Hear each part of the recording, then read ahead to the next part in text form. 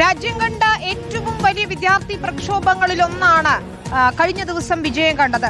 ദില്ലിയിൽ അത്ര വലിയ പ്രതിഷേധം നടക്കുമ്പോൾ, പ്രക്ഷോഭം നടക്കുമ്പോൾ അതിനെ അടിച്ചമർത്താൻ കഴിഞ്ഞില്ല പോലീസിനും സർക്കാരിനും. പിന്നെയാണോ ചില വാക്കുകൾക്ക് എന്ന ചോദ്യം തന്നെയാണ് ബാക്കിയാകുന്നത്. വിദ്വേഷ പരാമർശം നടത്തിയവർ ഓരോരുത്തരായി ഇതാ കുടുങ്ങാൻ പോകുന്നു. CJP സമരത്തെ അങ്ങേയറ്റം അധിക്ഷേപിക്കുന്ന വാക്കുകളാണ് EG മോഹൻദാസ് എന്നയാളുടെ ഭാഗത്തു നിന്ന് വന്നത്. RSSന്റെ പ്രചാരകനാണ് അയാൾ. വിദ്യാർത്ഥികളെ വെടിവെച്ചു കൊല്ലുമെന്ന് പറഞ്ഞതൊന്ന്.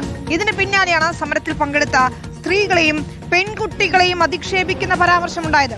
അവിടെ കൂട്ടബലാത്സംഗം നടന്നാലും പരാതി ഉണ്ടാകില്ലെന്നും ബലാത്സംഗം ഇഷ്ടപ്പെടുന്നവരാണ് സമരത്തിലുള്ളതെന്നുമൊക്കെയായിരുന്നു മോഹൻദാസിന്റെ അങ്ങേയറ്റം അധിക്ഷേപകരമായ വാക്ക്.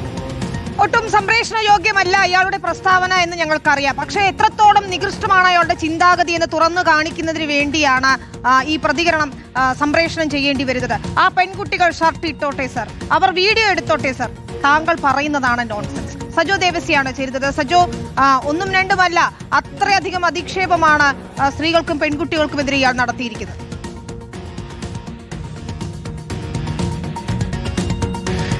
വിനീത, ചിലതിനൊക്കെ മരുന്നില്ല എന്ന് ചില ഘട്ടത്തിൽ പറയേണ്ടി വരുന്ന കൂട്ടത്തിൽ പെടുത്തേണ്ടി വരുന്ന ഒന്നാണ്. എന്താണ് ദൗർഭാഗ്യകരം എന്നല്ലാതെ മറ്റെന്ത് പറയാൻ.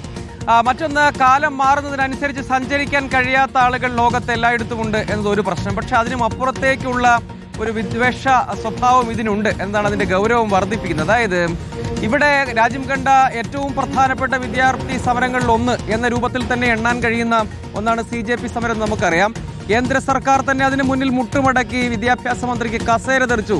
അങ്ങനെ ഒരു സമരത്തിന് നേർക്ക് വെടിവെക്കണം, അവരിൽ കുറെ പേർ കൊല്ലപ്പെടും, കുറെ പേർ അംഗപരിമിതരാകും എന്നൊക്കെ പറയണമെങ്കിൽ അതിനും അപ്പുറത്തേക്ക് അതുകൂടി കടന്ന്, അതായത് ബലാത്സംഗം ഇഷ്ടപ്പെടുക എന്നൊക്കെ ഒരു പ്രയോഗം നടത്തുക എന്ന് പറഞ്ഞാൽ തന്നെ അതിന്റെ പൊളിറ്റിക്കൽ കറക്റ്റ്നെസ്സിനെ കുറിച്ച് പറയുന്ന ആൾക്ക് വിശദീകരിച്ച് കൊടുക്കാൻ കഴിയുകയില്ലല്ലോ. അങ്ങനെ ഒരു സാഹചര്യം ഉണ്ടെങ്കിൽ പോലും അങ്ങനെയൊക്കെയുള്ള വിദ്വേഷ പരാമർശങ്ങൾ, പ്രയോഗങ്ങൾ എങ്ങനെയാണ് ഏതെങ്കിലും ഒരു വിഷയത്തിൽ വിയോജിപ്പ് ഉണ്ടെങ്കിൽ തന്നെ അത് ജനാധിപത്യ രൂപത്തിലോ നമ്മുടെ വിയോജിപ്പുകളെ മാന്യമായ ഭാഷയിലോ അവതരിപ്പിക്കാവുന്നതേ ഉള്ളൂ എന്ന ഇടത്താണ് ഇത്തരം വിദ്വേഷ പരാമർശങ്ങൾ ഉണ്ടാകുന്നത് എന്നതാണ് കാണേണ്ട ഒരു കാര്യം. അപ്പോൾ അതിനും അപ്പുറത്തേക്ക് ഇതിലെ മറ്റൊരു പ്രശ്നം, പരാതികളുണ്ട്. ആ പരാതികളിൽ യഥാർത്ഥത്തിൽ നിയമ നടപടിയിലേക്ക് അടക്കം പോകേണ്ട ഇതുണ്ട് എന്നത് നമുക്ക് മനസ്സിലാക്കാൻ കഴിയും. അപ്പോൾ പക്ഷേ നമുക്ക് നമ്മുടെ വിയോജിപ്പുകളെ, ഇനിയിപ്പോൾ ഈ കാര്യത്തിൽ ഡിസെന്റ് ഉണ്ട് എന്ന് തന്നെ വെക്കുക, നമുക്കൊരു വിയോജിപ്പുണ്ട്, ആ വിയോജിപ്പിനെ അവതരിപ്പിക്കേണ്ടത് ഈ രൂപത്തിലാണോ? ചുറ്റുവട്ടത്ത് ഉള്ള മനുഷ്യരെല്ലാം കുഴപ്പം പിടിച്ച ആളുകളാണ്, അവരെല്ലാം കൊന്നുകളയേണ്ടവരാണ്. വിയോജിപ്പ് പ്രകടിപ്പിക്കുന്നവർ, അഭിപ്രായ വ്യത്യാസം പ്രകടിപ്പിക്കുന്നവർ, ജനാധിപത്യപരമായി തങ്ങളുടെ അഭിപ്രായത്തെ അല്ലെങ്കിൽ സമരമാർഗത്തെയൊക്കെ അവലംബിക്കുന്നവരെല്ലാം കൊല്ലപ്പെടേണ്ടവരാണ് എന്ന് ചിന്തിക്കും വിധം ഉള്ള ഒരു മാനസികാവസ്ഥയിലേക്ക് എങ്ങനെയാണ് ഇവരെല്ലാം എത്തിപ്പെടുക? നടത്തുകയാണ് ഈ കാലഘട്ടത്തിൽ. ഒരു തരത്തിലും വരാൻ പാടില്ലാത്ത ഒരു പരാമർശമാണ്, അങ്ങേയറ്റം അപലപനീയമാണ്. അതുകൊണ്ട് തന്നെ നിയമ നടപടികളിലേക്കും പോകുന്നു.